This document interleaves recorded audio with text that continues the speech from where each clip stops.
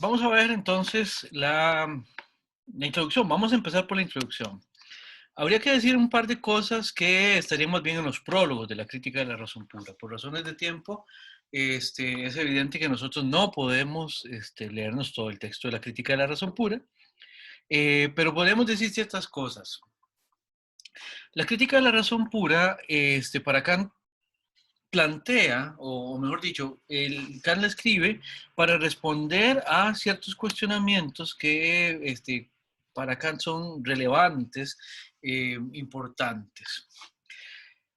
Hay, una, hay un párrafo en el primer prólogo que dice Kant que la razón humana pasa por el hecho de que está condenada a volver sobre ciertos temas que la acosan, por así decirlo, una y otra y otra y otra vez, ¿verdad? Y que tiene que resolverlas. O sea, vamos a ver, cuando es como decir, estamos pensando en esto, los seres humanos planteamos este tipo de explicaciones y tenemos que resolver por qué es que damos con esto, ¿verdad? Entonces, Kant, a partir de ese tipo de preocupaciones, empezó a preguntarse, bueno, ¿y por qué es que surgen estos contenidos de conocimiento? Y a partir de ahí, entonces, ¿cómo es que surgen los contenidos de conocimiento? ¿Verdad?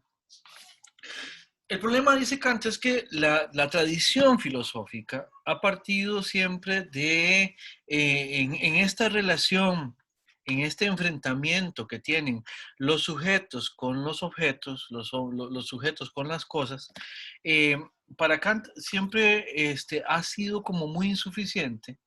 Y Kant lo que dice es, tradicionalmente lo que nos hemos preocupado es por tratar de entender cuáles son las características que tienen las cosas que conocemos. De modo tal que decir que tenemos un conocimiento seguro de las cosas se relaciona con precisamente esa exterioridad que serían las cosas. Pero dice Kant, el problema es que siempre venimos y pegamos en cerca, porque siempre nos damos cuenta de que al final de cuentas hay ciertos errores que tenemos que terminar solventando. En ese sentido, a Kant se le ocurre la idea de, ¿y qué tal si en lugar de preocuparnos en primer lugar por las características de las cosas, nos preocupamos más bien en primer lugar por las características de nosotros que somos quienes las conocemos? O sea, dice Kant, ya no nos enfoquemos, no nos enfrasquemos tanto en tratar de explicar cómo son las cosas, lo que las cosas son, qué características tienen, sino que preguntémonos en primer lugar cuáles son las características, cuáles son las herramientas, cuáles son las potencias que nosotros tenemos para conocer en primera instancia. Y ¡pum! Ahí se voló la cabeza Kant, ¿verdad? En ese sentido, él en uno de los prólogos le llama a esto un giro copernicano. Él dice, pasa en este tipo de temas como le pasó a Copérnico. Copérnico llegó a un punto en el que ya no lo satisfacía el modelo que teníamos del sistema solar. Y de alguna manera se preguntó, vea, ¿y qué pasa?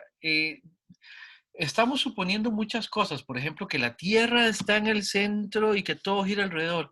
¿Por qué no cambiamos la perspectiva? Cambiemos el supuesto. No supongamos que la Tierra está fija y que todo gira alrededor, sino que supongamos que la Tierra se está moviendo. Y dice Kant, ahí Copérnico la pegó. ¿Por qué? Porque al poner al observador en movimiento, dice Kant, la capacidad que tenía ese supuesto, la capacidad operativa que tenía, le permitía mejorar la explicación sustancialmente. Entonces Kant dice, yo creo que por ahí también va la cosa en relación con la epistemología. Disculpen. En el sentido de que de repente podemos explicar de mejor manera cómo conocemos o lo que conocemos de las cosas cuando nos fijamos en las características que tiene el sujeto que conoce como punto de partida para el conocimiento y no en las características de las cosas, y vaya usted a saber cuáles son las capacidades que tienen los sujetos para poder relacionarse con ellas. Entonces, en ese sentido, dice Kant, el texto de la crítica de la razón pura se va a dedicar primordialmente a nuestras características de conocer. Por eso la pregunta no es qué son las cosas, ni qué características tienen las cosas, sino es qué puedo yo, sujeto, o qué puedo yo, cualquier sujeto, conocer. Este cambio de perspectiva es crucial y determina de manera definitiva la propuesta kantiana, ¿verdad? De manera que la perfila como una propuesta diferente a las que se habían venido dando en la época hasta este momento. Podemos decir entonces que Kant lo que está en última instancia es haciendo una teoría sobre el sujeto que conoce. Eso, y eso es lo que condiciona en última instancia la metafísica, la epistemología y la ontología. Vamos a ver. Kant en la primera parte de la introducción nos habla de la experiencia y nos dice dos cosas cruciales a propósito de la experiencia. La primera cosa que nos va a decir es que todo conocimiento comienza con la experiencia.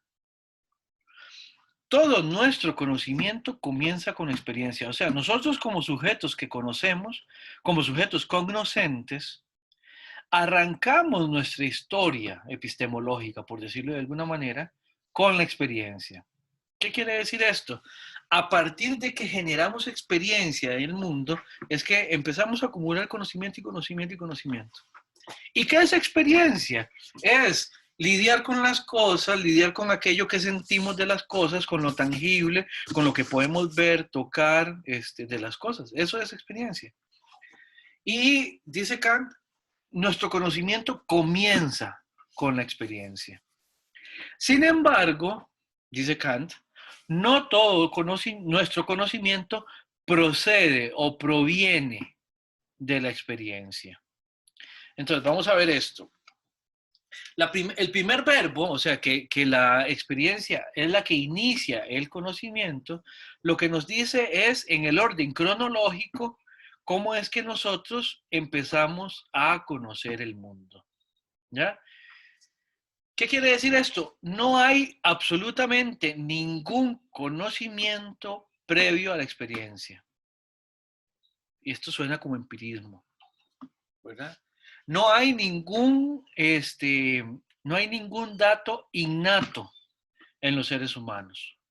No venimos con ningún contenido de conocimiento ya instalado, sino que el contenido de conocimiento inicia con la experiencia. Cronológicamente hablando, también en el orden temporal, inicia con la experiencia. Marco tiene la mano levantada. Sí, profe, ¿qué pasa con el hecho de caminar? O sea, el aprender a caminar por sí mismo, como algunos animales. Sí, ¿qué pasa por qué la pregunta, Marco? Con ese conocimiento, o sea, no es por medio de la experiencia. Por ejemplo, qué sé yo, un animal o un bebé que intente caminar a pesar de que no haya visto a nadie más caminar. Uh -huh. Sí, ahí, bueno, vamos a ver, Kant no lo explicaría porque Kant, las cuestiones evolutivas no se le dan bien, o sea, para hablar de evolución tendríamos que esperarnos unos 60 años, todavía más, sí, más o menos, para empezar con Darwin y ni qué decir con la herencia, ¿verdad? Con Mendel más adelante. Pero el asunto es que eso es conocimiento instintivo, eso es otra cosa. Eso es otra cosa. Eso son reacciones que de alguna manera ocurren como un reflejo. De hecho, ni siquiera es necesario pensar, por ejemplo, estaba pensando como en un cervatillo o en un potranco que nacen y de una vez se ponen de pie. ¿Verdad? Eso, hoy podemos entender que evolutivamente eso es así porque efectivamente, evolutivamente, los cervatillos que sobrevivieron fueron los que se pudieron levantar inmediatamente y salir corriendo porque los depredadores no perdonan a un potranco solamente por el hecho de que haya acabado de nacer, ¿verdad? Hoy sabemos que entonces eso condicionó a que los que sobrevivieron fueron los que tenían esa característica y la transmiten también a sus descendencias. Kant no te lo explicaría así, no tiene las herramientas para explicarlo así. Eh, Ahora, si ustedes ven también un niño recién nacido, apenas nace, se lo ponen en el pecho a la mamá y él de una vez empieza a buscar y buscar y buscar y termina alimentándose, termina mamando inmediatamente, sin que nadie le diga, no, no, a la derecha, no, no, a la izquierda, no, no, para arriba, no, no, solito lo puede hacer. Eso es instintivo, eso está instalado, pero propiamente hablando, aquí de lo que estamos hablando es del conocimiento que surge a partir de la interacción con las cosas. Ese buscar, por ejemplo, el pezón de la madre, o es el buscar ponerse de pie, es algo que sí, eso sí está instalado, pero no es propiamente hablando un conocimiento, es simplemente un acto reflejo. ¿Cuál otro podría ser un procedimiento en este sentido? Bueno, o mejor dicho, aun cuando el niño tenga ya instalada esa capacidad de buscar el pezón de la madre, el conocimiento del que estamos hablando acá tiene que ver con esa interacción entre el niño y el cuerpo de su madre, todas estas sensaciones, aun cuando él viene con la capacidad de buscar cómo alimentarse, la interacción genera en él un conocimiento sensorial que por más instinto él jamás lo va a traer instalado. A eso es a lo que se refiere Kant. Es la experiencia la que hace que inicie el conocimiento. Los instintos en ese sentido son capacidades instaladas, pero ellos mismos no son contenidos. No sé si estoy dando a entender la diferencia entre esto instintivo y lo que es efectivamente un conocimiento específico. Sí, profe. Ok. Es como, no sé, ustedes alguna vez han tenido un gato pequeñito, así, recién. Cuando uno enseña a un gato a usar la caja de arena, es lindísimo, porque uno agarra al gato que nunca estaba en una caja de arena y ustedes lo sientan en la arena y el gato responde, pero así, hasta que se ve que él cambia la actitud. Y de una vez siente la arenita y empieza a moverse en la arena y a partir de ahí el gato ya va a usar la caja de arena, ¿verdad? No es como que uno le dice, vea, esta es una cajita de arena, aquí es donde usted va a venir. No, hay que explicarle mayor cosa. Pero esas son respuestas que ya están instaladas ahí por el tipo de bicho que cada bicho es, digamos, por el tipo de bichos que somos los seres humanos o por el tipo de bichos que son los que se ponen de pie y salen corriendo de una vez. Ahora, para Kant, el asunto es que el conocimiento, los contenidos de conocimiento comienzan con la experiencia. Ahora, ¿qué quiere decir que no todo conocimiento proviene de la experiencia? Bueno, habrá conocimientos que nosotros también generamos de los cuales no hay experiencia posible. Vamos a ver, por ejemplo, el hecho de que sepamos que la suma del cuadrado de los catetos es igual al cuadrado de la hipotenusa. Eso es un conocimiento que tenemos, lo aprendimos en el colegio. Sí, yo al menos en el colegio. Yo no sé si eso ya lo enseñarán en la escuela, pero lo aprendimos en el colegio, y no hay manera de que eso lo aprendamos por medio de la experiencia. Como concepto, me refiero, ¿verdad? Como concepto, el concepto abstracto que está ahí detrás es completamente abstracto, no experienciable. O, por ejemplo, el hecho de definir que un triángulo es una figura que tiene tres lados. Los triángulos los conocemos solo conceptualmente. Nosotros no tenemos la experiencia de triángulo. Tampoco tenemos la experiencia del número. Nosotros no nos topamos a un 2 por la calle o a un 5. Me fui a la pulpería y viera qué lindo el 5 que había en la pulpería. El 5 como número, como concepto. ¿Ya? O sea, uno puede ver escrito la cifra 5, pero ese no es el objeto matemático, eso es simplemente una representación gráfica del objeto matemático.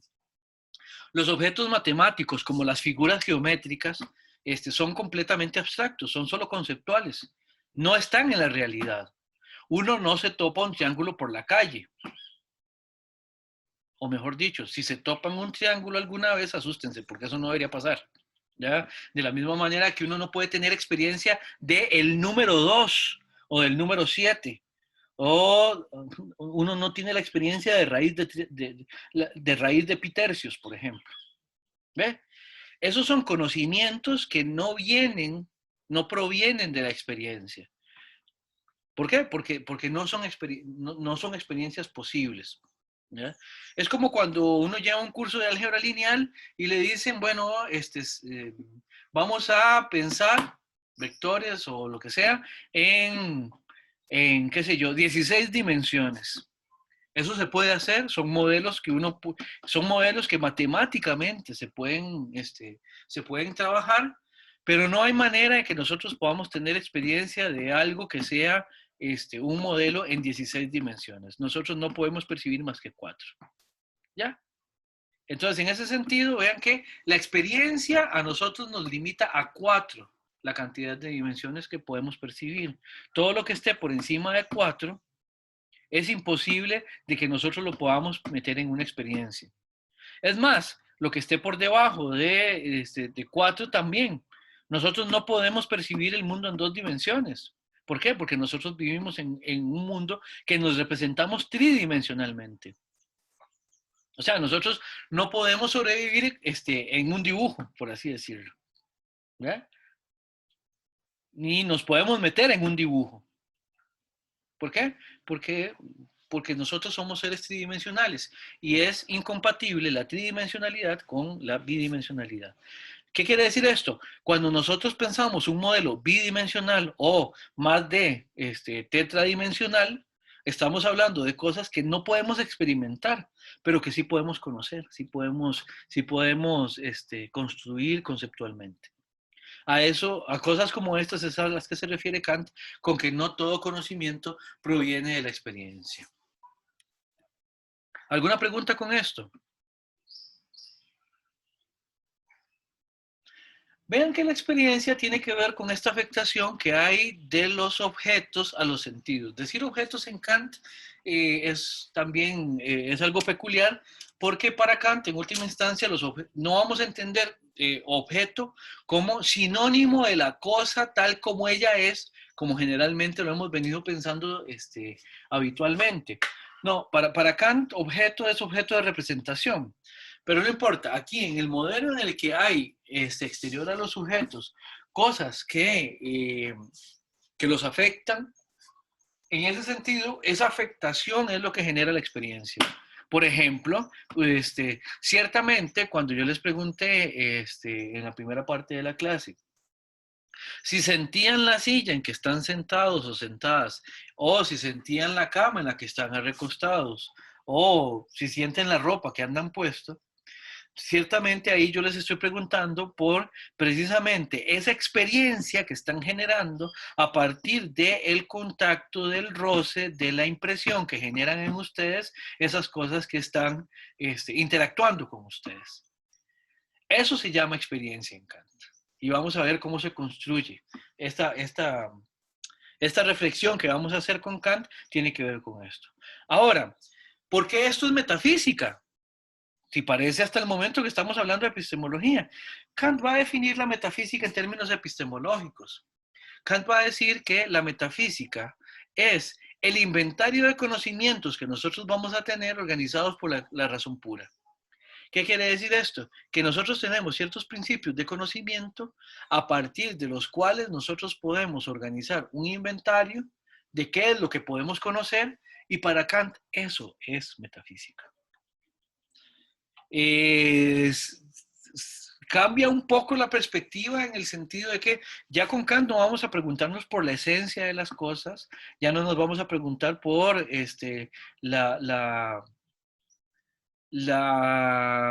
no sé, esta distinción entre materia y forma como cualidades de las cosas, sino que le da un giro.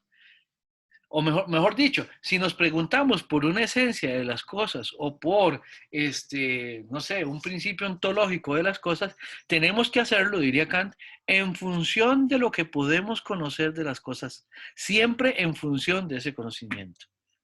Esa sistematización que está a cargo de la razón pura va a ser fundamental para decir metafísica en Kant. Sigue remitiendo a primeras preguntas, a preguntas sobre el fundamento. Sí, efectivamente. Y el fundamento de los fundamentos acá es el sujeto, la razón del sujeto, y a partir de eso, el conocimiento que el sujeto hace con la razón como herramienta a partir de todo aquello con lo que interactúa. No sé si habrá alguna pregunta, algún comentario. Profe, Dígame, por favor. tengo una pregunta, pero no sé si es un poco tonta, la verdad. Este, digamos, yo sé que Kant obviamente no tenía los medios tecnológicos que tenemos nosotros ahora, pero como para tratar de dar respuesta, así como con el pensamiento de Kant, a esto de conocer cosas por medio de imágenes o videos, Sí. bajo la perspectiva de él no lo conoceríamos, simplemente como que veríamos porque no tenemos una experiencia directa o sería un conocimiento indirecto o cómo se manejaría. Muy buena pregunta, Diana. En este sentido es interesante, digamos, se puede conocer, hay cierto conocimiento, lo que no tendríamos es la experiencia. Vamos a ver, yo le puedo decir a usted que yo tengo el conocimiento de que la nieve es agua, ¿verdad? La nieve es agua, solo que ha pasado por ciertos procesos a partir de los cuales cambia de líquida a, en este caso, sólida, ¿correcto? Ahora, Sanchitos no conoce la nieve. Sanchitos nunca ha estado en un lugar nevado, nunca, nunca, nunca, nunca, nunca, nunca, nunca. Eso lo que hace es que yo pueda conocer la nieve a partir de el conocimiento que han generado otras personas, que eso es transmisible, ¿verdad? Yo puedo decirle que yo sé que la nieve está fría, ¿verdad? Yo puedo decirle a usted que la nieve puede hacerse bolitas, con la nieve se puede jugar, sobre la nieve se puede deslizar, es resbalosa, es fría, puede ser blanda, puede ser más dura, ese tipo de cosas yo las conozco. Lo que yo no tengo es la experiencia de la nieve. Son dos cosas distintas. El conocimiento empírico de ese objeto yo no lo tengo, pero sí puedo conocer a partir de eso. Y el conocimiento científico y generar conocimiento adecuado es importante porque precisamente lo podemos transmitir de esa manera. No sé, Diana, si esto le sirve como respuesta. Sí, profe, me queda más claro, pero entonces se podría comparar un poquito, tal vez, no sé, con esto del conocimiento de los números, a pesar de que la nieve sí la podemos encontrar, hasta el momento podríamos decir que tenemos un conocimiento similar, hasta el momento que Eh, tengamos la experiencia o no. lo que pasa es que de los números nunca vamos a tener experiencia, Diana. Nunca.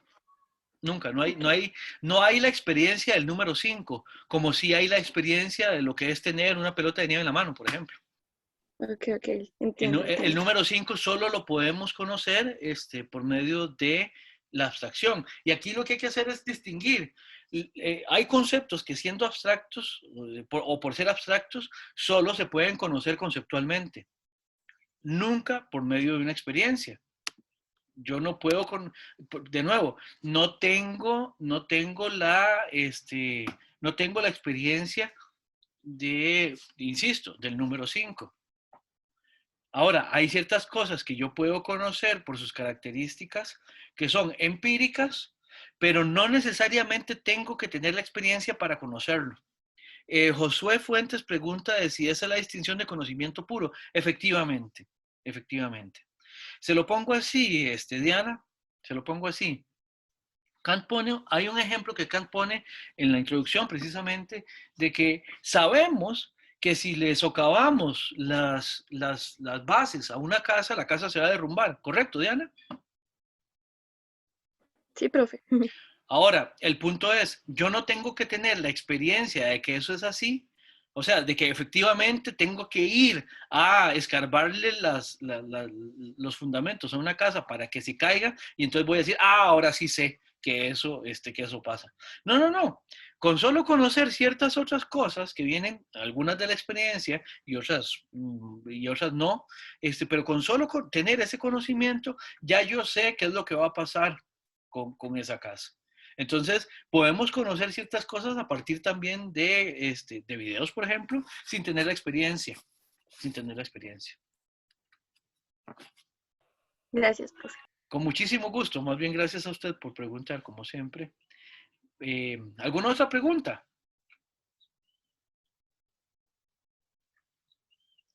Sí, yo. Con Adelante, permiso. Antonio. Claro, adelante, adelante. Entonces, según, bueno, de lo que entiendo, Kant ve que nosotros percibimos las cosas de una forma. Ajá. Sí, Pero entonces las cosas tendrían su existencia o su ser por aparte de nosotros. sí, sí, sí. Vamos a ver. En Kant hay algo que se llama lo dado. ¿Por qué? Porque, vamos a ver, yo les pregunté a ustedes por la impresión de la silla, de la ropa, de la cama, del colchón o donde estén recostados, ¿verdad? Después lo vamos a ver un poquito más desarrollado, pero el punto es, nosotros para llegar a sentarnos sobre la silla necesitamos que la silla esté ahí. Y sentimos algo, sentimos una interacción con una silla que efectivamente está ahí. Eso que está ahí es lo que Kant llama lo dado. Genera sobre nosotros una experiencia, pero nosotros no somos quienes ponemos ahí eso. Por ejemplo, aquí ustedes pueden ver que aquí a mi izquierda, yo tengo un ventanal, ¿no? Yo me asomo por ese ventanal y yo puedo ver montañas allá a lo lejos, el volcán Irazú, y por este otro lado, en este otro ventanal, allá lo que tengo son los cerros de la Carpintera. Yo tengo experiencia visual de estas montañas, digamos. ¿Verdad? Era una experiencia que yo no tenía antes de que se construyera esta oficina, este estudio, que me da la vista hacia esas montañas. Ahora, para yo tener esa experiencia, bueno, pues entre otras cosas, es necesario que esas montañas estén ahí. Yo no pongo esas montañas ahí. Esas montañas están dadas. Y una vez que yo tengo esta apertura visual, yo puedo percibir por medio de la experiencia esas montañas. Entonces, sí necesito que estén ahí. Entonces, yo no las creo, por así decirlo, como lo que son, sino que las conozco a partir del hecho de que, siendo lo que son, están al alcance de mi experiencia, por decirlo de alguna manera. Antonio, más o menos. Sí, gracias. Con muchísimo gusto. Más bien, gracias a usted. ¿Alguna otra pregunta? Si no, entonces les pido que vayan revisando el texto, si es el caso lo repasan y nos veríamos en clases el próximo lunes. Por ahora, también revisen de nuevo la pregunta temática y cualquier duda que tengan, pues por correo electrónico, en horas de atención, con muchísimo gusto.